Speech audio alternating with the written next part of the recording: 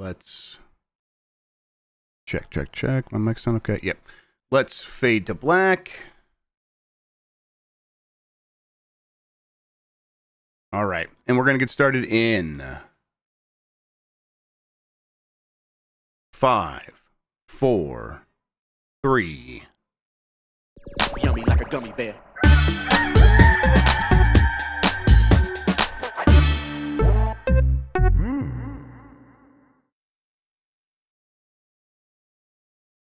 It's the internet. You're busy. Let's do this for October 28th, 2024.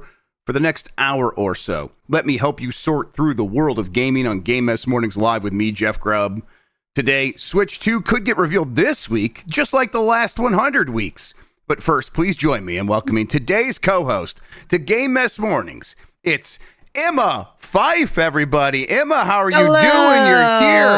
You're married. Congratulations. I am married. Thank you so much. It's great to be back. To everybody saying I have a new set, all I did was turn my desk around. That's new to us, yeah. You know, that is a new set. But you know, I really got it in my head that I wanted to change it up. You know, new wedding ring, new set, right. all that stuff. So yeah, it's been great. Same cat really kitty love. Really wants to be involved in the show. I asked him this morning, you ready to be on the show? And here he is, folks. He's a star, of course. Yeah. But no, I'm doing really well. It's funny because, like, you know, this is very modern, blah blah blah. But you know, I've lived with my husband already for 3 years, so it's like we're kind of like, cool. I doesn't really feel that different. Nope. But it was a great event, and yeah, it's great. I'm glad to hear it. How's it been, like, getting on the other side of all the wedding planning? Were you able to oh my God, unwind and relax and bask in the hey, there's nothing to plan for this moment? Yeah, well, yes and no. There's nothing to plan for my personal life at this moment, but I can't quite say the same for work. But yeah, we're. But yeah, I mean, it's been really interesting because my my physical therapist was like, "Why is your body so, like, showing all these signs of stress now?" And I basically explained to him that whenever I'm planning an event and there's like a lot of moving parts, I think I just kind of go into a fugue state, or I'm like, there's no, being stressed isn't going to help anything. Freaking out isn't going to help anything. So I just kind of like zen out and do the thing. And then afterwards I'm like, oh, that was stressful. Yes. It's, the stress acts as it turns into something else, like when the job needs to get done, and then when it has no like mechanism to funnel into, then it just stays there in the body. I know exactly what you mean. Totally. Yeah. So well, we're glad to have you back. Glad you're here. Thank you. Couldn't we struggled to do the show without you, but you're here now. We're gonna make it happen again. I'm back. Absolutely. Did you get a chance to like play any games? I saw you log on to Hades 2 here and there. Here and there is an understatement. So I am this far away from finishing Echoes of Wisdom. I know I'm on the final stretch. Yep. But then that Hades 2 update dropped, and it's been I've been playing a lot of Hades 2. Yep. I don't blame you. I continue to be like, all right, I'm going to play some Hades 2, and then for whatever reason, I don't get back around to it. I played a little bit when the early access started, and I have nothing against early access. I like it a lot. But then, you know, these Astro stages keep happening, and I also need to finish Echoes of Wisdom. I need to finish 1,000-Year Door still, or else Mike's going to yell at me. So I got a lot of stuff to wrap up over here. But Hades 2 continues to be like just lingering there for me. Like, come play me, come play me. I'm like, I've really been enjoying the Ben Starr update. And it was really fun because the first time you open the game up to play with the Ben Starr update, he talks at you because he's like the boss of the new area. But yeah, it's great. I know it's an early access. I love it so much. new weapon is so fun. Yeah. So yeah. Very cool. All right. Let's explain what we do here. Most weekdays, I, Jeff Grubb, will help piece your gaming life back together. That includes breaking news and maybe even some of our own original reporting. For all these topics, I'll get the input of a bona fide expert who will make me look smart.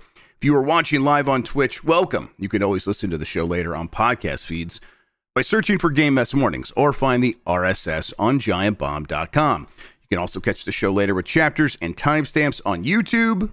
Hello, YouTube. All right, we have a lot to get into, so let's start the morning mess with actually Dragon Age reviews. They're just popping off as soon as we got started. Early results are in. On OpenCritic, it has an 84 across all platforms at the moment. It was at 85, just popped down to 84. It's probably going to hover around there. Seems like on Metacritic, it's kind of in a similar range, maybe a little bit lower with fewer reviews on PC.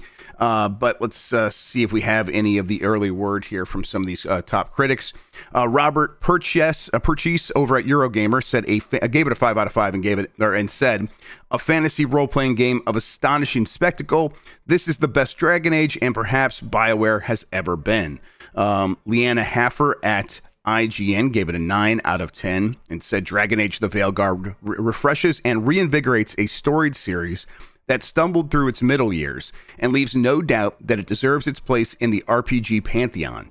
The next Mass Effect is going to have a very tough act to follow, which is not something I ever imagined I'd be saying before I got swept away on this adventure. Let's see here. Shack News gave it a 7 out of 10. It says a game that is technically sound and very beautiful, but fails to get its hooks in where it counts. And I feel like among other great RPGs that have come out just this year, Veilguard will have a hard time standing out. And then Melindy Hetfield at The Guardian said 3 out of 5, and then said, there is lots to do in this huge and beautiful fantasy world, but inconsistent writing and muted combat dulls its blade. You looking forward to Dragon Age the Veilguard? You know, I love Mass Effect, and I've never really gotten into Dragon Age. Like, I have a huge awareness of Dragon Age. I know a lot about it, but I've never actually played the games. When I used to stream pretty regularly on my Twitch channel back in ye old 2020, when nobody could leave their homes, I had some people in my Twitch community that absolutely just adore Dragon Age. I'm fascinated to play it. The scores are wild to me, just like looking at sort of the spread of them from places giving it, effectively like a 70 out of 100 or even a 60 out of 100, and then other places giving it a perfect score. So yeah, I'm certainly curious. I love Mass Effect. So I'm down to give Dragon Age the ye old try. Yeah, I think this is a pretty good result for Dragon Age after, some questions about, hey, can BioWare bounce back and deliver a really solid game? And this is definitely that, at the very least. Like, maybe this is not Game of the Year contender. I think some of these reviews are implying that it actually is, in their opinion. But I think, across the board here, it seems like, this is a really good game, something worthy of BioWare, and maybe can put some of those concerns about the studio overall to rest. And then if you are interested in Dragon Age, it sounds like, hey, this is a good one of those. And then if if you've never played Dragon Age before, it seems like this might be a good one to hop on with, because it's well made technically, as they said. And then the concerns seem to be, again, glancing at the reviews really quick, I've not played it myself, that maybe some of the gameplay looks or is a little bit behind the curve when it gets compared to something like a Baldur's Gate 3, which is, I think, to be expected at this point. This is the Dragon Age that was supposed to be much more inspired by like God of War 2018 than classic RPGs. So the fact that it still has pretty strong RPG elements and then that stuff as well, okay, that sounds promising. So I'm probably going to check this out myself and give it a shot and play some of it. Who knows if it gets its hooks into me? That's something it could easily bounce off of. But as is, I think this is pretty good result for this game. Yeah, I mean, I need something else to fill my time until the next major Hades 2 update. So maybe it'll be Dragon Age. Yeah, maybe so. Yeah, well, this game is out. Let's see, what is the release date? Is it coming out like tomorrow? Maybe later today? Yeah, it's yeah. Is this the one that was out Halloween Day? So it might be out later this week. Halloween, yeah. I think it comes out on Thursday, which is your kind of typical Thursday release day for games. So people get a chance to check it out later this week, and I get the feeling this is going to do just fine. It's going to be a big hit for them, and it seems like one of those that is, for as much as the critics like it, and some are like, well, I like it, but I think it seems like it could be primed to be a fan favorite. I think there's a lot of Dragon Age fans that will show up and be very happy. Absolutely. Yeah. I mean, this is definitely a series that has some very diehard fans. Yes. So, and look, I get it. As there are certain games where it's a series or a something that really has its hooks in you. It can be difficult to be critical. Yeah, absolutely. If it's something that you just absolutely adore and have been waiting for a long time. So I fully respect that. There may be people who are reviewing this game who are diehard Dragon Age fans, and you know what? Power to them. Yes, getting your shit. Absolutely. Yeah, like the stuff you like. Like it. Yes. Just trying to see if GameSpot's review went up, but I don't see it. I haven't seen it yet. All right. Well, let's get into the news I have written down here. And in fact, I'll even bring up headlines. Let's do both at the same time. Wow. All right. Is Switch 2 getting announced this week? This is from Simon Batt at XDA. After Nintendo confirmed that it was working on a Switch 2, the internet has been abuzz with information and rumors surrounding this new handheld. We've heard everything from Nintendo Switch backward compatibility to a potential release date, but the gaming giant itself has been silent on most of these matters. If a recent rumor is to be believed, however, that may soon change, as a reputable leaker revealed that Nintendo may let us see behind the curtain before October is over. As spotted by Notebook Check, the news comes to us from PH Brazil, who has been supplying fans with a steady stream of Switch 2 leaks for a little while now. This time around, they have reason to believe that the Switch 2 will be shown off sometime between now and October 31st. Now, I did look into this a little bit. PH Brazil sounded like they were like, hey, there's some stuff that points to this, but and this makes sense, but it sounded like they were speculating. Let's not go ahead and just do the thing where it's like they were speculating, and so this is going to happen. But there's been a lot of people trying to drum up the smoke for a reveal this week. In fact, there is a countdown timer that says Nintendo will reveal the Switch 2 tomorrow. That has gone viral with a bunch of people who follow this stuff. And, Nintendo's earnings result is happening soon. If it's not this week, it's something like next week. It's happening very soon. So the theory goes, Emma, that Nintendo will have its earnings report where it will have to talk to investors, and maybe the Switch sales are slowed down faster than Nintendo expected and anticipated, and told investors that, hey, we're going to sell this many Switch units, so don't worry. And they're going to actually end up having to say, well, we sold this many. It's a much lower number. And so to offset concerns about that, Nintendo will have a reveal of the Switch 2 to distract and be like, hey, we're moving on, so what does it matter? Sure. Circumstantial evidence, barely even that, really. This is more like fan fiction a little bit. But I could also see it happening. Again, we are in the window. Nintendo said they will reveal the Switch 2 sometime between now and March 31st of next year at any point. And they're still it just feels like, they could reveal it this year still. Sure. That's what they did with the Switch 1. But things are different than they were with the Switch 1, right? Yeah. So Nintendo's earnings report is scheduled for November 5th. So, I see the reasoning here completely. Look, I think it was our Walz in chat said we should just make a supercut of every single story out there saying Switch 2 going to be revealed this week for the last 4 years. Yep. But look, I mean, this is more credible, shall we say, than other reports of, is the Switch 2 going to be revealed this week? I see the reasoning behind it. And yet they may also not It's just like truly, because again, as you say, they give this broad window of between now-ish and March of next year. That's a big window of time. And I can see the impetus for them, doing this reveal, because as you say, that with the news that Switch 2 is coming, the Switch proper sales have definitely slowed down. And also I'm just like, didn't everybody get a Switch? Like, Switches are available now. So it's getting to be the time, especially when you start we're 4 years into the life cycle now of the next gen consoles from PlayStation and Xbox. So, it's, who can say?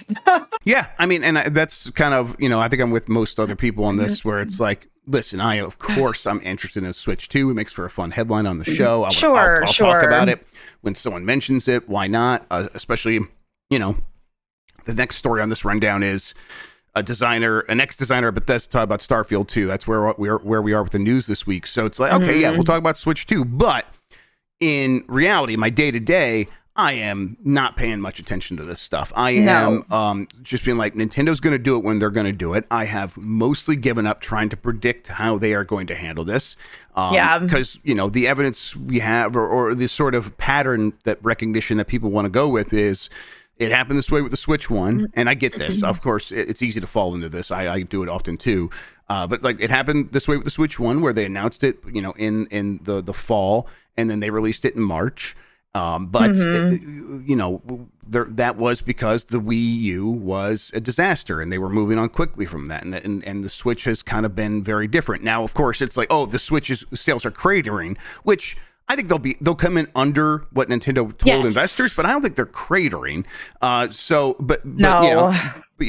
that's very different. And then we also just don't know when the Switch 2 is supposed to launch, where the Switch 1 was kind of, by this point, understood to be coming pretty early in the next year.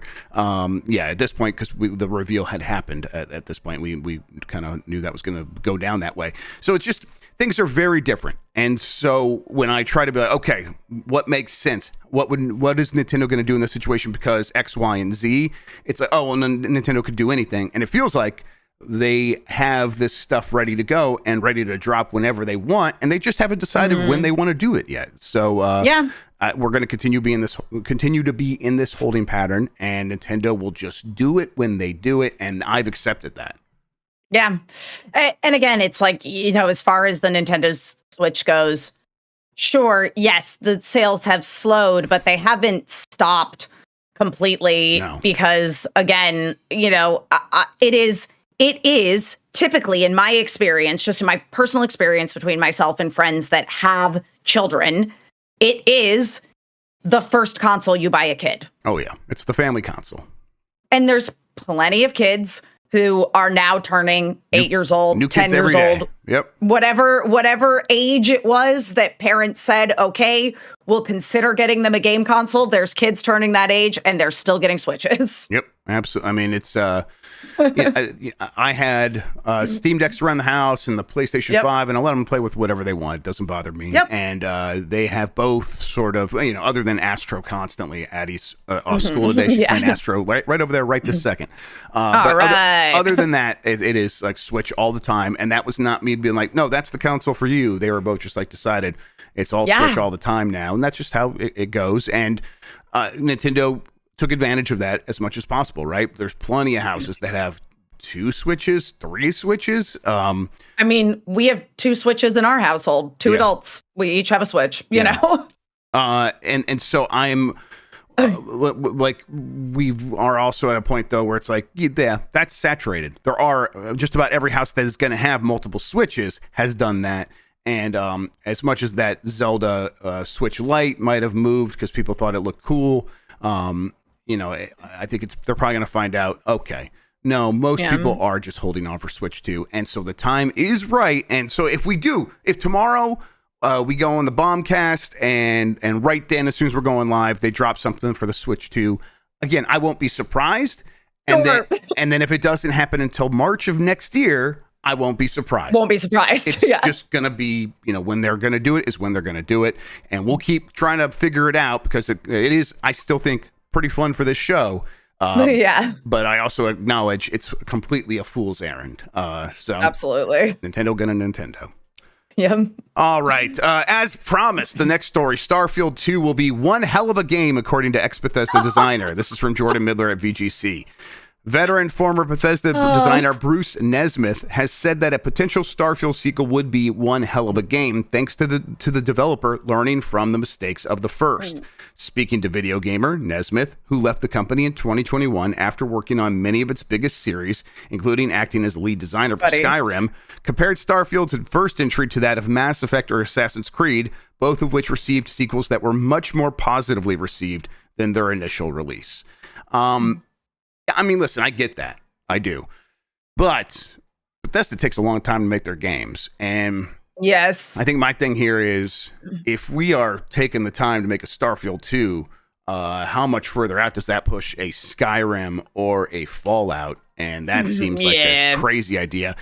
I want to see the Starfield 2 that realizes all the potential. Absolutely. But sure. Not at the expense of another 10 years before we get a Fallout game. No, and I was going to say, that seems like a miss on their part if they're going to focus on a Starfield 2, especially given the renewed interest that we saw in the beginning of the year with Fallout. And yes, obviously, a ton more people played Fallout 4, and Fallout 76 is maybe playable. But that being said, they would be real dumb not to capitalize on the crossover audience that they have gotten from the fact that Amazon made a really good Fallout TV show somehow. Yeah. So it's just, I also just Starfield, like, was Starfield the first game actually done? That's a big question to begin with. Yeah, it seems like an odd choice. Seems like a, not necessarily like a boondoggle, not necessarily like chasing some dragon or something. Like, I think a Starfield 2 again could, if it does realize all the promise, would do very well. But you just have things that, excuse me, sneezed really bad, had to mute myself. It seems like you have things that are absolute guaranteed winners, again, as long as you deliver the games as they need to be in terms of quality, which is a question mark. But you kind of can't, I mean, they've already said they're doing Elder Scrolls 6 next. And they've said over and over they want to do the next real Fallout sequel. So you kind of just go linearly from there, and we're talking still like 10 years before we get to a Starfield 2. Yeah. And at that point, it's like the comparison to Mass Effect, right? Or Assassin's Creed, where, okay, yeah, Mass Effect 1 came out, and a pretty good game. And then you followed up Mass Effect 2, and people are like, in most ways, this is a better game. That was 3 years later. Assassin's Creed 2 was 3 years. Assassin's Creed 2, was that even 3 years? Was that 2 years I don't think later? it was. I think it was 2 years. It was very quickly, following up the first games in both of those cases. And so by the time we get to realistically, by the time we get to a Starfield 2, if it's made by Bethesda Game Studios, gaming will have changed so much yet again that if they are just learning from their mistakes, there will be a whole new, like, megalopolis of mistakes to have learned from by that point, because they will be not keeping up with the Joneses in so many ways. So, again, I would like to see it maybe, but I want to see Elder Scrolls 6 and Fallout 5 first, please. Yeah. I'd also just like, as you point out, with the length of time that it takes for Bethesda to make these games, it feels like by the time a Starfield 2 is done, it's going to be full on Star Trek holodeck. Like, we're going to be living Starfield at that point. I mean, isn't Starfield supposed to be like not that far in the future anyways? Yeah.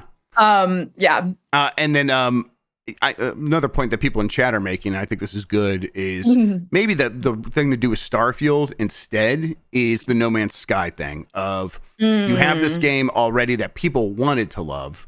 Some people do.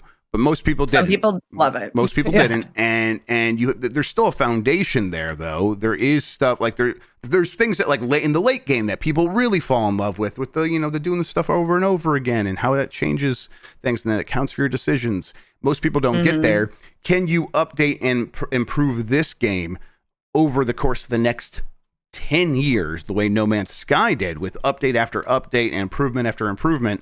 And maybe that's the route to go with, to show off what you've learned from your mistakes for Starfield, as opposed to, because that would, like, a smaller team could do that. That is sure. That just seems much more viable and welcomed at this point, because again, I don't want them distracted from making sequels to other games that they haven't touched in a very long time. All right, let's see here. Yakuza Studio says Yakuza Kiwami on Switch is selling like hotcakes, and that their predicted numbers were way too conservative. This is from My Nintendo News. Ryoga Godoko Studio director Masayoshi Yokoyama has said in a recent live broadcast that the newly released Yakuza Kiwami for the Nintendo Switch family of systems is currently selling like hotcakes. Yokoyama went on to say that the executives of the company were predicting the number of units, and he missed it by a lot. I think I looked at it a bit too conservatively. The game is only available digitally via the Nintendo eShop, though limited run games will be producing a physical edition at a later date. I mean, I think we're at a point where Yakuza is going to sell wherever it goes. The Like a Dragon series has fully come into its own. It is a well-known quantity at this point, and if you can get it on the Switch, people will buy it on the Switch. I'm not too surprised by this. I think it's like, at this point, this is a canon series of video games where it's like everyone's like, oh, I should be playing these. Yeah, I mean, I was having a discussion the other day with my husband about Sega, and we were like, what are Sega's really big games? Yeah. And Gabe was like, oh, do they publish, the Yakuza games? And I was like, yeah, they do. They have a hand in publishing those games. And this has become one of their flagship series at this point, which is crazy. I got to play the Tokyo Game Show demo of the Pirates in Hawaii game, and it is an absolute delight. There is a tiger, and you can put clothes on the little baby tiger that follows you around. Yeah, I mean, Yakuza rules. It's goofy. It's and like there's different flavors of Yakuza. Light really has a lot of opinions on the Yakuza games. Apparently, he's like, he's my baby tiger. So yeah, I mean, again, it's like there's tons of ridiculous mini games. There's Yakuzas that are more turn-based RPGs. There's Yakuzas that fall into its original format of the beat 'em ups. Yeah, there's just they're fun. They're easy to jump in, and again, it's like just expanding where those games are available. People have enough awareness of them that if they've never played a Like a Dragon Yakuza title, they're like, oh, okay, well, I only have a Switch, so I'm gonna check this out. And yeah, it's great. This is not surprising to me at all. Yeah, I think that it's one of those franchises that if someone were a new streamer on Twitch and they were like, what can I play to get an audience right away? There are certain franchises that are obvious go-tos, right? Some like the From games or Resident Evil. Things like that. I think Yakuza is now it's one of those where if you start streaming from Yakuza Kiwami or Zero, and you're like, you promise to play through a whole bunch of those games, you're going to get an audience of people who will love to experience that with you because they love that franchise so much. And I think that is kind of like tells the story of why people will show up for Yakuza Kiwami at 30 frames per second on the Switch. Absolutely. That game originally was, of course it's fine on the Switch because it was it was originally like what, a PS2 game? Yeah, PS2. Yeah, PS2. Yeah. So yeah, that again, I just think that when people see this franchise now, they will perk up wherever it is. So I'm glad they're taking advantage of it, and I think we will expect most Yakuza games, Like a Dragon games, now to maybe show up on the Switch too going forward, if it's possible to get those to run. Which they are often like reusing technology, so it might be able to just fine. Could be, yeah. All right, let's take a quick break. When we get back, there is plenty more to talk about. Nintendo detailed what's happening with Animal Crossing Pocket Camp Complete version and more after this.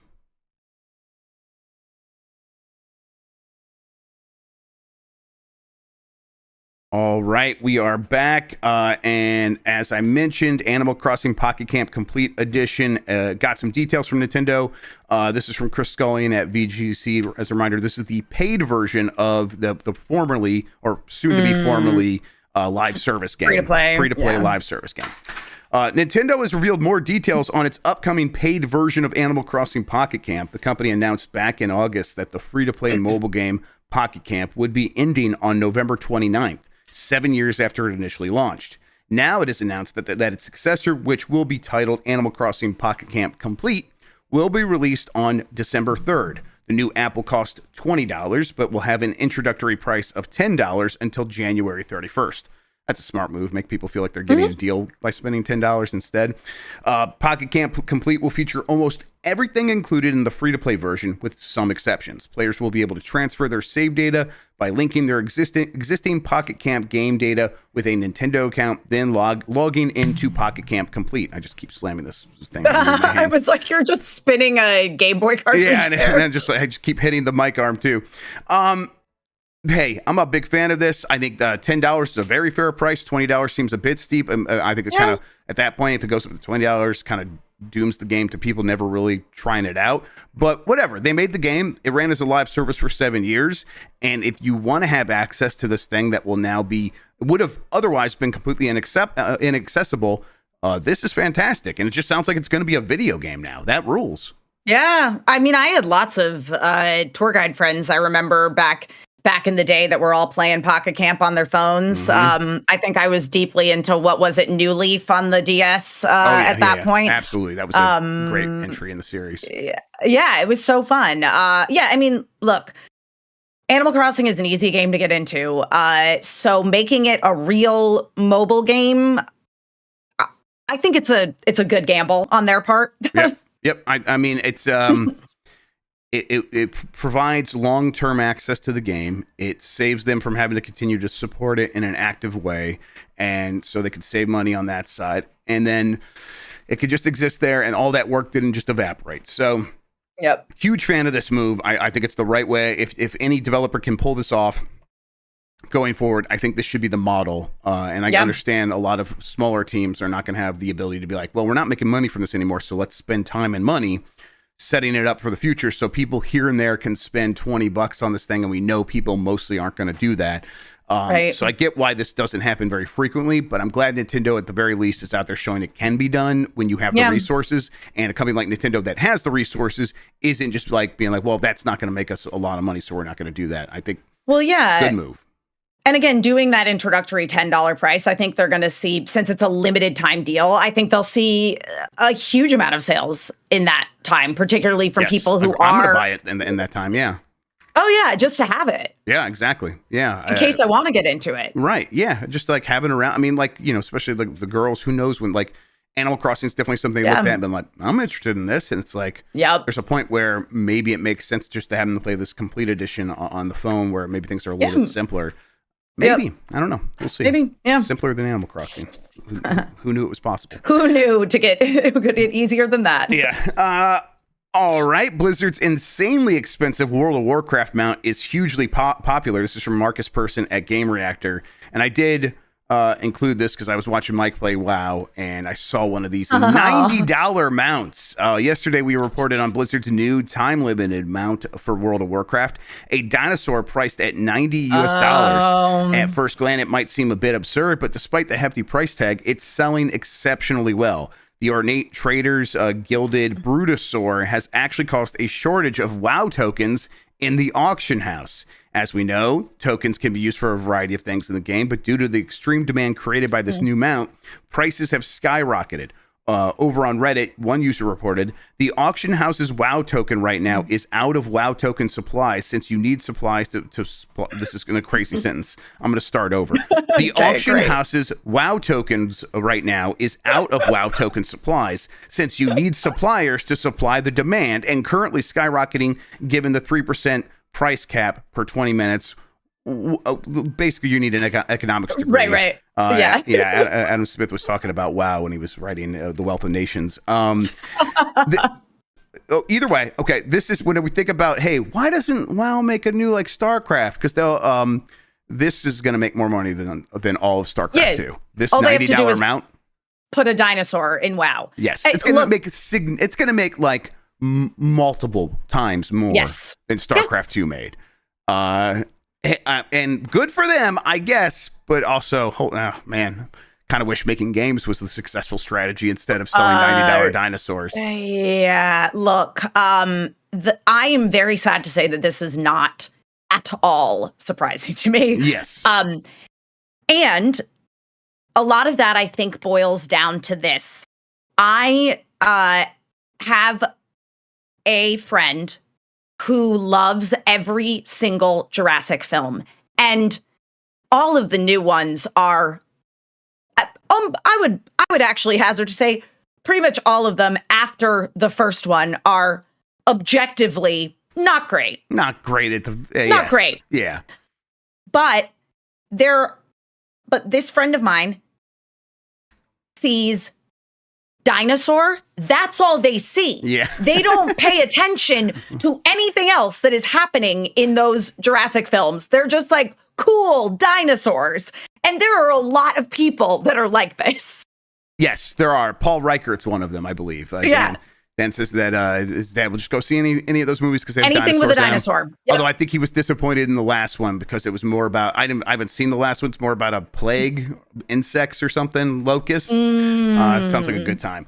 Right. And so if you're gonna have a $90 amount in a video game, making it a really big dinosaur, this thing is huge, and apparently it also serves like functions where I think it can act as your home base, like where mail gets delivered. I don't understand. I don't play WoW, but that's what Mike was saying last night. And he seemed like, oh, that's a big benefit. He also pointed out when I was watching him play that there was a version of this or a different version, something similar that you could get with in-game gold. And that was like 1 million in-game gold, and that was that's a lot of money apparently. I remember in WoW, yes. So some people did do that, but now everyone is just spending $90. And hey, this is like a hobby game, right? This is people who have been playing this game for decades. $90 ain't shit to them at this point. So I get it. Nannerpuss in chat points out that there's more to the tokens shortage than just this.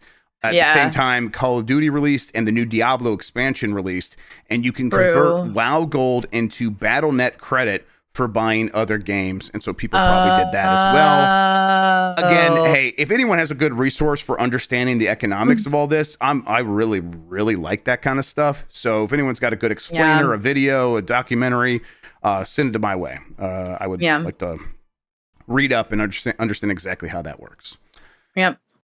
Okay, new gameplay footage of the new Shinobi game from Sega and Lizardcube got revealed. This is from My Nintendo News. Actually, I got the video here, and just because it looks so good, I will get it up for everybody here. Let's see there. Browser. There we go. Okay. Yes, as I mentioned, this is from My Nintendo News. Sega and Lizardcube have been working closely together on a reboot of the iconic Shinobi franchise. Yeah. Today, more footage from the game has leaked online, probably to the dismay of both companies. It's okay. Mark of the Ninja is what it looks the most like. But still, like in terms of visuals, but in terms of the way it plays, it looks very much like Shinobi. Yeah. And boy, I'm excited about that. Lizardcube is the team that did, I think, Streets of Rage 4. Okay. Like they worked with .emu on Streets of Rage 4. I believe, nice. I believe that's right. And I think that's the other reason I really included this story, because I might be a Lizardcube mark. They do good work. And this is really looking like it could live up to the promise. If this is the kind of, like, it seems like Sega with these revitalization of older franchises is going to run the gamut, where it's like, no, here is a 2D Shinobi that looks shit hot, and you should be excited about it if you're someone who's into like retro games. And then on the other side, we're going to be doing new big 3D games for some of these franchises as well. So I think that's a really smart move where it's like, we're not going to just have one idea of what these games should be. We're going to like talk to developers. We're going to have ideas and we're going to run with that, with whatever makes sense. And looking at this game, it looks like it makes a lot of sense for a new Shinobi. Yeah, it looks really cool. I feel like I played some of those earlier like Descendants of Shinobi games. But yeah, I mean, again, it's like I like when a company takes a video game and it takes that retro format and it just gives it the quality of life updates, the polish, but keeps that 2D side scrolling. I mean, again, it's like Streets of Rage 4 was awesome. Yes.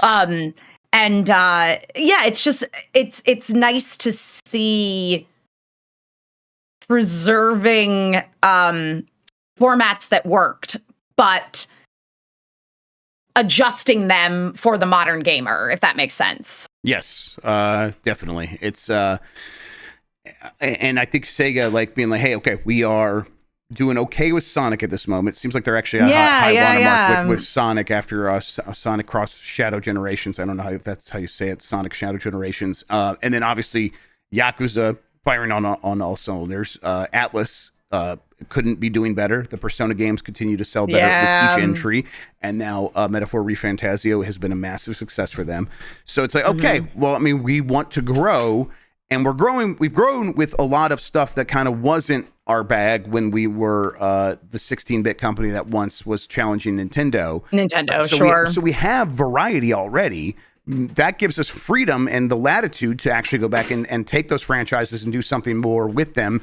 And and again, I think that's it's as long as you don't just come there with the prescribed idea of what those games should be, what they have to be. I think you're probably going to come out with at least a couple of those that will hit and find an audience. Streets of Rage 4, as you said, evidence of that already. So very excited. All right, couple more stories here. Video game preservation efforts just got some bad news from the U.S. Copyright Office. This is from Blair Marnell at GameSpot. 3 years ago, the Software Preservation Network and the Video Game History Foundation put forth a petition to the U.S. Copyright Office to allow libraries to share the out-of-print video games in their possession with researchers remotely. However, that request has now been denied, and it means that this battle to keep out-of-print games alive has come to an end. The Copyright Office sided with the Entertainment Software Association and other video game lobbyists' arguments that letting libraries share digital access to their titles would lead to a significant risk that preserved video games would be used for recreational purposes. Essentially, the argument is that researchers enjoying the remote games would constitute copyright infringement. You're not allowed to enjoy things when you're researching things. Everyone knows that. The Video Game History Foundation released a statement decrying the decision while pointing out that it helped to prove that around 87% of video game releases in the United States before 2010 remain out of print and actively just not making money for anybody. It was very funny because the decision had there was a list of sources for like how they came to this decision, and one of the things they cited was Frank Cifaldi from the Video Game History Foundation, a talk he gave at GDC explaining how important it is to access these old games. And the reasoning was like, and this thing right here from Frank Cifaldi is why we can't let people access old games. And he's like, well, this is my hell. He's like, I can't believe my own words are being used against me. And clearly they just didn't understand what I was saying. Now, I get where the ESA feels like, someone could just say they're a library and put all these games online, and then people could just go there and play them and pretend that they're playing them for research purposes and enjoy them.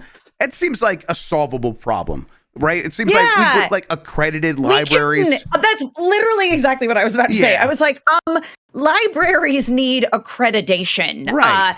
So yeah, you just have to have a little bit of infrastructure in place, and you can do this very easily. Yeah, it's tiny bit of infrastructure. We do it all the time for all kinds of stuff. A little bit of regulation, a tiny little bit would go a long way here. And maybe it's really hard to actually get the approval to be one of these libraries that can do that. I would be fine with that as well, because I think some of these libraries, the Video Game History Foundation, would do the work to make that happen, and they would pull their hair out if they had to, but they would get it done, and everyone else would just be like, well, I can't fake that I'm a library that well. I'm just not going to be able to do that. But, you know, in the meantime, being able to access these old games for research purposes, even if you're having fun, continues to be, in my opinion, a moral right. Like, it is something where people need to know the history of this medium. These companies don't respect that. That doesn't matter. You should go play them anyhow. Go find these games however you can, play them. Build up a library of knowledge personally so that you understand where this medium has come from and how it's grown and changed. And that's going to make for better games in the future. So it continues to be important regardless of what the U.S. Copyright Office says. And I hope that the Video Game History Foundation and others find other ways to keep pushing this point and making this point over and over again.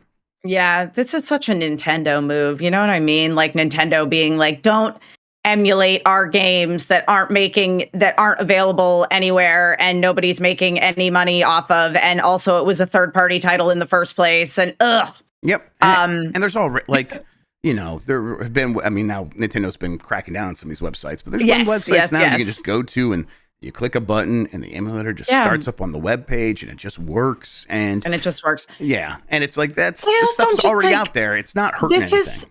No, it's not hurting anything. And here's my other thing is that this is not the right group of people to like bar some sort of entry to, because gamers are going to find ways to pirate these games and emulate them, you know, because that is the only way that they have been preserved, because they're not in any sort of publication anymore. So again, it's like,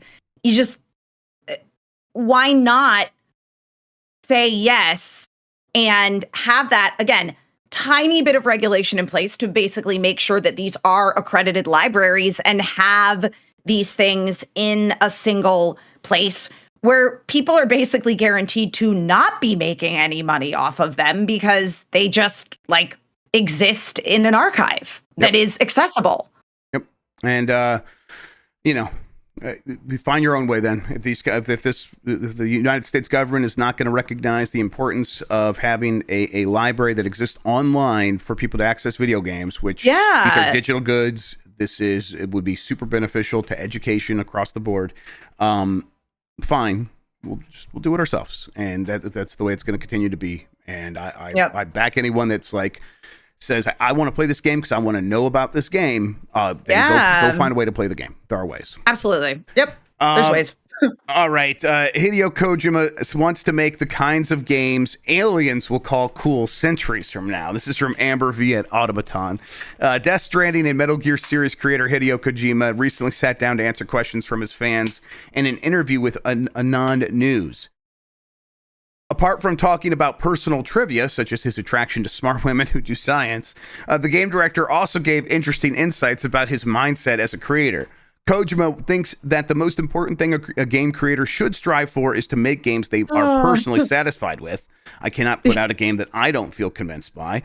While it may sound obvious at first, Kojima is talking about in the sense of making something that you wouldn't mind representing you even in the distant future when you're long gone. For starters, the way art is evaluated changes with the times. Just as paintings are appraised 100 or 200 years after the artist's death, games and films also remain as objects to be passed down through generations after their creators pass away.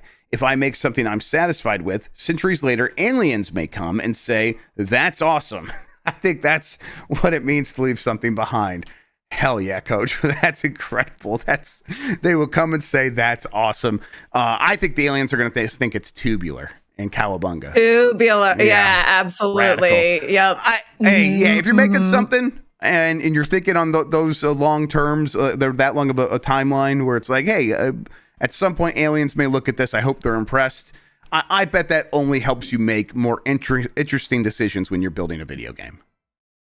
Just the fact that he goes straight to aliens is wild. It's not a, I want historians to, look back on my games and see that they had historical relevance and, made changes in video games and left an impression. No. I hope that aliens thousands of years from now think my video games are cool.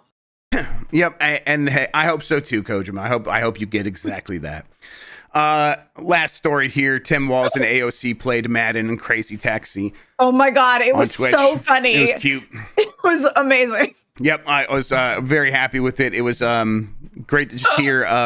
For one thing, Rebecca Valentine absolutely nailing the reporting that the Dreamcast that Tim Walz owned, he primarily used to play Crazy Taxi. She was right that was his favorite game. He after they got done playing Madden, the whole idea was me and AOC are going to play Madden. They got done, and he's like, "I'm going to play some Crazy Taxi." I'm playing Crazy Taxi. Yeah, and he started talking about but how it was not. Yeah, right, but it wasn't on a Dreamcast controller, so he was like, "I don't know what the buttons do." Yeah, so good. It was pretty cool to just hear him talk about like I had a real job with some real money. I won the best console, the Dreamcast. I thought it was going to take over the world. The Dreamcast was so good. We all did, Tim. Trust me, we know. And then he was just playing the game and enjoying it, and it was a very cool thing to see. So the potential for a gamer in the White House finally, and a true gamer, parentheses positive. Yeah. I don't know. It was just a very fun stream when I did check in on it. Okay. I got a poll question to work with here in a second. Let me get that going. All right. Let me frame that up properly. Who is the best gamer in the GB extended family? Your choices are Kayla or Kayla. So there you go.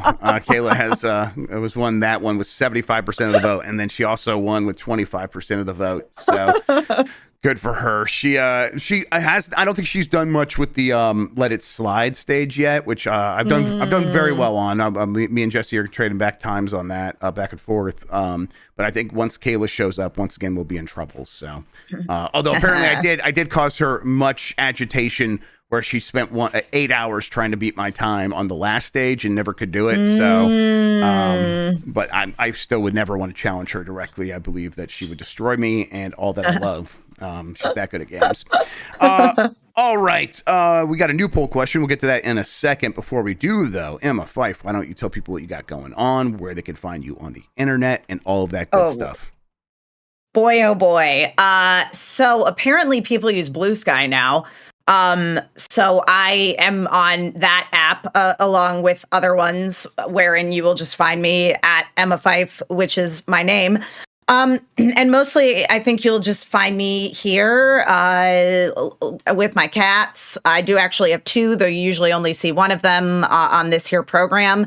And then I'll be, maybe, who knows? I keep threatening in my brain to maybe stream on my Twitch channel again sometime, so I'll let y'all know when I do that. I'll probably be playing Hades too, because that's all I do. I love that. All right. We'll definitely give Emma a follow on Blue Sky. I'm also good old Blue Sky. I'm using Blue Sky a lot more now. I'm not gonna leave Twitter. I was there first. I'm just gonna keep using it as well. Whatever. It's miserable to use though. So I have it, but I don't look at it. I go to Blue Sky instead, where I'm like, hey, this is not miserable. This is kind of nice. So that's why I'm using it more, just because it's more pleasant. But yeah, so I think I'm Grubb at whatever the Blue Sky stuff is on there. Yep. Okay. Let's see. New poll question: do you want a Starfield 2? There you go. There it is, right there. Yes or no. I'm just interested to see what people's initial knee-jerk reaction is to that. Do you want a Starfield 2? Yes, no, those are your only options. We'll discuss the results of that on Game Mess Mornings here on Giant Bomb on Wednesday.